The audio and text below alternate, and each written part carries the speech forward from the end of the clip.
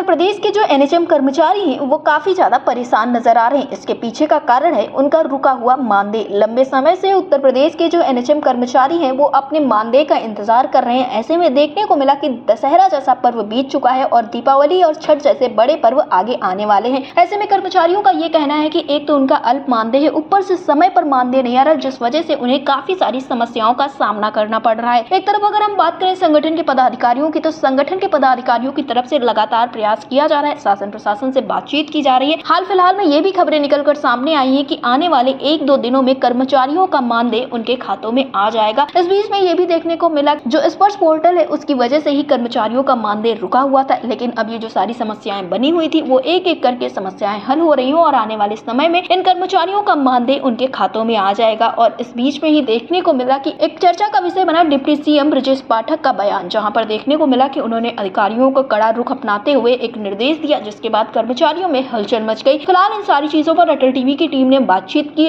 उत्तर प्रदेश राष्ट्रीय स्वास्थ्य मिशन संविदा कर्मचारी संघ के प्रदेश अध्यक्ष मयंक प्रताप सिंह से उनका क्या कुछ कहना था, आप भी सुनिए। मयंक जी, आपका हमारे चैनल अटल टीवी पे बहुत बहुत स्वागत है।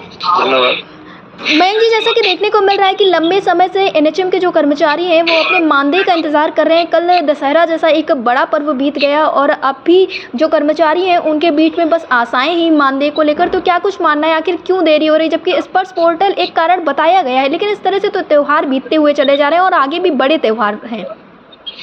नहीं, इसमें ऐसा है जैसे कि मैंने पहले भी आपको अवगत कराया था कि इसमें स्पर्श पोर्टल ही मेन कारण है, उसी की वजह से ये लंबित हुआ है वेतन जो है। और उसमें जो है हमारी कोशिश यही थी इसमें, क्योंकि हमारे स्टेट का इसमें कोई मतलब रोल नहीं था। अगर रोल होता तो वहां से हम निकलवा चुके होते, लेकिन जो सभी स्टेटों की कहानी थी तो उसमें हमारा यही था कि हम लोग मिलके और एक दूसरे को कोऑपरेट करते हुए त्योहारों से पहले से निकलवा लें। तो दशहरे से पहले का हमारा प्लान था कि दशहरे से पहले सभी कर्मचारियों को आ जाए। उसमें 24-25 तारीख में जो है लिमिट मैडम के यहाँ से जारी हो गई इसी क्रम में। लेकिन उसके बाद में जो था ये डाटा चलना था सभी कर्मचारियों का स्पर्श पोर्टल पर, जो कि डिस्ट्रिक्ट को दे दिया मैडम ने। उसमें डिस्ट्रिक्ट वाले लगे, जो हमारे यहाँ डिस्ट्रिक्ट अकाउंट मैनेजर है उन्हें दिया था, तो वो टीम के साथ लगे उसे डाटा फीड करने में। तो 100% लगभग डाटा मेरे ख्याल से 50-60 डिस्ट्रिक्टों का कंप्लीट कल तक हो गया है उसमें। तो मैं मानता हूँ कि इतने जो है आज या कल में सैलरी सभी के खातों में आ जाएगी। जी, यानी कि जो ये कयास लगाए जा रहे थे कि दीपावली और छठ पर्व जैसा कि हिंदू धर्म में एक बड़े पर्व माने जाते हैं, सभी लोग यही सोच रहे थे कि क्या तब तक अगर मानदेय नहीं आया तो समस्याएं होंगी, तो तब तक खुशियां मिल जाएंगी कर्मचारियों को। नहीं, बिल्कुल। और ये अगर थोड़ा सा तेजी से काम चल जाता तो ये आपको दशहरे से पहले पूरी कोशिश थी और डल भी जाता। लेकिन क्या था, मेहनत तो डिस्ट्रिक्ट पे भी करी है, ऐसा नहीं है। कर्मचारी मेहनत लगातार जिन्हें दिया गया है ये डैम साहब को, वो भी लगातार मतलब मेहनत में लगे हुए थे अपनी टीम के साथ में। लेकिन डाटा इतना ज्यादा था कि वो डाटा हो नहीं पा रहा था। फिर मैडम ने कल परसों मेरी बात हुई थी एमडी मैडम से, तो उन्होंने मीटिंग भी ली एक समस्त सीएमओ डैम के साथ में, डैम डीपीएमयू के साथ में।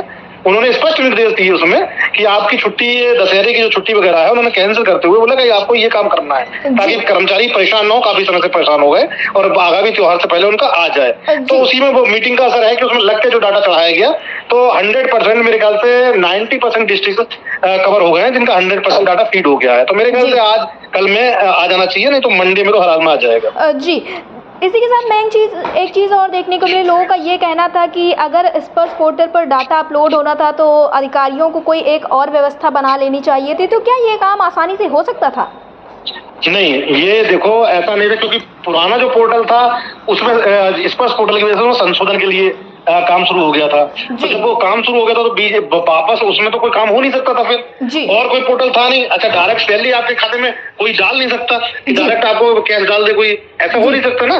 और इसमें भी जो सेंट्रल को जो है ना कई खामियां मिली थी स्टेटों से, जो पीएफएमएस पोर्टल था पहले, उस खामियों की वजह से ये पारदर्शिता के लिए ये ट्रेजरी के द्वारा करा गया है, ताकि जो जैसे पहले डाल देते थे ये लोग, तो उस बजट में से ये लोग सैलरी की जगह ना अपना बातचीत करके डिस्ट्रिक्ट में वेंडरों का पेमेंट निकाल देते थे। फिर बजट कम रह जाता था तो कर्मचारी हमारे रह जाते थे, तो ये सब दिक्कतों को दूर करने के लिए ही उन्होंने ट्रेजरी का ये ऑप्शन चूज किया है। जैसे कि परमानेंट का होता है तो परमानेंट वाला ही ऑप्शन चूज किया। अब सैलरी बस ये थोड़ी सी दिक्कत है, इस दिक्कत के बाद में सैलरी 1-2 तारीख में सभी कर्मचारियों को आ जाया करेगी फ्यूचर में। जी मयंक जी, एक चीज और इस बीच में चर्चा का विषय रहा और ये मेरा आपसे अंतिम सवाल है। अभी हाल फिलहाल में डिप्टी सीएम जो है ब्रजेश पाठक, उनकी तरफ से कई आदेश दिए जाते हैं, उसको लेकर चर्चाएं परिचर्चाएं तेज हो गई। आपका उस पर क्या कुछ मानना है?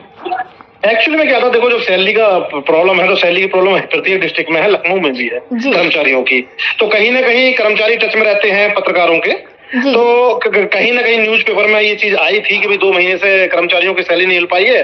और माननीय हमारे डिप्टी सीएम साहब जो हैं वो काफी एक्टिव रहते हैं, तो उन्होंने वो उस चीज को देख लिया, उनके संज्ञान में आ गया वो मैटर न्यूज चैनल उस न्यूज़पेपर से। तब उन्होंने उसमें जो है तत्काल, उन्हें पूरा एकदम पता नहीं था तो उन्होंने, लेकिन उसी को देखते हुए, कर्मचारियों को दर्द को देखते हुए तत्काल आदेश कर दिए। उनसे वो मांग ली मैडम से, आज 3 तारीख में शायद आख्या मांगी है जी, तो वही मांगा था। लेकिन अब उसमें जो है उनके नॉलेज में सारी चीज डाल दी जाएगी कि सेंट्रल से किस तरह से चल रहा है ये प्रोग्राम, ये सैलरी वाला, और ये स्पर्श पोर्टल का प्रत्येक स्टेट में है, तो वो समझ जाएंगे मेरे ख्याल से। और या फिर और कोई बात होगी तो वो अपने हिसाब से देखेंगे। जी मयंक जी, टीवी से जुड़ने के लिए धन्यवाद।